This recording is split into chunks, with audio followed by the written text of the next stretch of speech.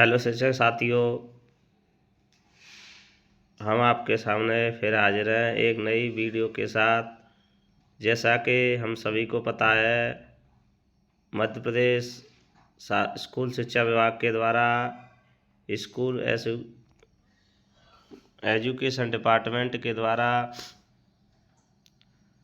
Education portal 3.0 शुरू किया गया है। उसी के माध्यम से शिक्षकों की जो पूरी व्यवस्था सेटलमेंट की जानी है, अर्थात जो सभी कार्य, ट्रांसफ़र, पदोन्नति जैसे कार्य एजुकेशन पोर्टल 3.0 से किए जाने हैं।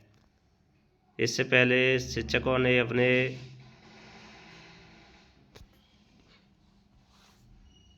Three point zero education portal पर जानकारी अपडेट की थी। अभी महत्वपूर्ण निर्देश 17 मार्च 2025 को जारी हुए हैं। ट्रांसफ़र संबंधी देख लेते हैं। यह दोनों प्रकार के ट्रांसफ़र, स्वैच्छिक और म्यूचुअल, दोनों प्रकार के ट्रांसफ़र के बारे में महत्वपूर्ण निर्देश जारी किए गए हैं। देख लेते हैं क्या क्या निर्देश जारी किए गए हैं। पॉइंट नंबर फर्स्ट पर आवेदकों से यहाँ पर स्वैच्छिक स्थानांतरण के बारे में दिशा निर्देश जारी किए गए हैं। समझ जानकारी सावधानी पूर्वक सही भरें। तो जो शिक्षकों के ट्रांसफ़र होने हैं वह ऑनलाइन रूप से किए जाएंगे और जल्दी किए जाएंगे। ऑनलाइन रूप से ही शिक्षकों को आवेदन करना होगा। सेकंड, आवेदकों से अनुरोध है कि वह विभाग द्वारा जारी स्थानांतरण नीति के प्रावधानों के अनुसार ही या ऑनलाइन आवेदन पत्र दर्ज करें। अर्थात अभी जो स्थानांतरण नीति है शिक्षकों की, वह स्कूल शिक्षा विभाग के द्वारा जारी की जाएगी। उसका अच्छी तरह से अध्ययन करने के बाद पात्र होने पर ही स्थानांतरण के लिए आप ऑनलाइन आवेदन करें। थर्ड, आवेदन पत्र भरने के बाद ड्राफ्ट आवेदन घोषणा पत्र प्रिंट कर उसे हस्ताक्षर करके PDF के रूप में अपलोड करे उपरांत ही आवेदन स्वीकार किया जाएगा। अर्थात जैसे ही आप ऑनलाइन आवेदन पत्र भरेंगे, उसकी जो PDF निकले, उसका जो प्रिंट निकलेगा, उसकी PDF बना करके उस पर हस्ताक्षर करके अपलोड करने पर ही आवेदन पत्र स्वीकार किया जाएगा। आवेदन पत्र में गलत जानकारी प्राप्त होने पर आवेदन को निरस्त कर दिया जाएगा। फॉर्म को भरने के पूर्व फॉर्म संबंधी समस्त दस्तावेज साथ में लेकर बैठें ताकि असुविधा से बचा जा सके। यहाँ पर यह आपको हिदायत दी गई है कि आप जब भी ऑनलाइन आवेदन पत्र भरने कंप्यूटर पर बैठें तो सभी डॉक्यूमेंट अपने पास में रखें, जिससे आपको कोई असुविधा नहीं हो। आवेदन पत्र में PDF फॉर्मेट का साइज है वह 500 KB से अधिक नहीं होना चाहिए।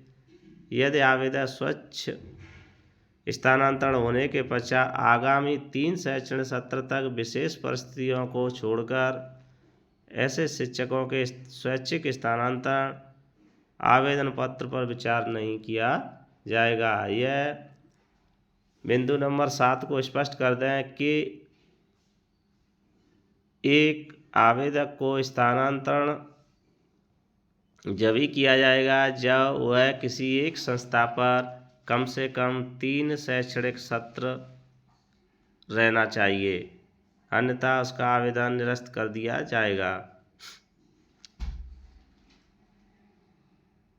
जैसे एग्जाम्पल के तौर पर हम देखते हैं, अगर किसी शिक्षक साथी 2017-22-23 में किसी विद्यालय पर ट्रांसफ़र करके आया था और 23-24, 24-25 3 सत्र उसे एक ही संस्था पर रहना पड़ेगा। इसके बाद जब सत्र 25-26 में वह ट्रांसफ़र के लिए आवेदन कर सकता है।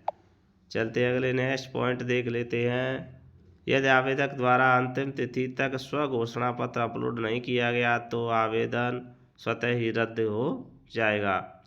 आवेदन पत्र में गलत जानकारी प्राप्त होने पर आवेदन रद्द कर दिया जाएगा। यह थे स्वैच्छिक स्थानांतरण के।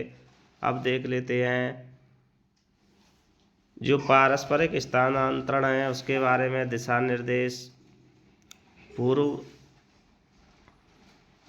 आवेदक सभी जानकारी सही सावधानी पूर्वक प्रविष्ट करें। आवेदक द्वारा ड्राफ्ट प्रिंट निकालकर उस पर जो हस्ताक्षर अपलोड करना होगा, तदुपरांत आवेदन पत्र स्वतः लॉक हो जाएगा। जैसे ही शिक्षक अपने अपलोड हस्ताक्षर वाला प्रिंट अपलोड करेंगे, आवेदन पत्र स्वतः ही लॉक हो जाएगा। आवेदन को लॉक करने स्वघोषणा पत्र अपलोड करने के उपरांत किसी प्रकार का संशोधन स्वीकार नहीं किया जाएगा।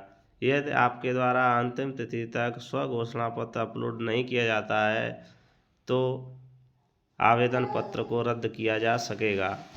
पारस्परिक आवेदन में पद और विषय समान होना आवश्यक है, अर्थात जब दो शिक्षक साथी पारस्परिक स्थानांतरण करा रहे हैं, दोनों का पद एक ही, जैसे माध्यमिक शिक्षक करा रहे हैं तो माध्यमिक शिक्षक दोनों होने चाहिए और दोनों का विषय एक ही होना चाहिए। जैसे गणित विषय के है तो दोनों का गणित विषय होना चाहिए, जब ही पारस्परिक स्थानांतरण किया जाएगा। ये थी अब तक की एजुकेशन पोर्टल पर जो स्थानांतरण संबंधी दिशा निर्देश जारी हुए हैं, और ऐसी ही लेटेस्ट अपडेट नई जानकारी के साथ हम नई वीडियो लेकर आएंगे।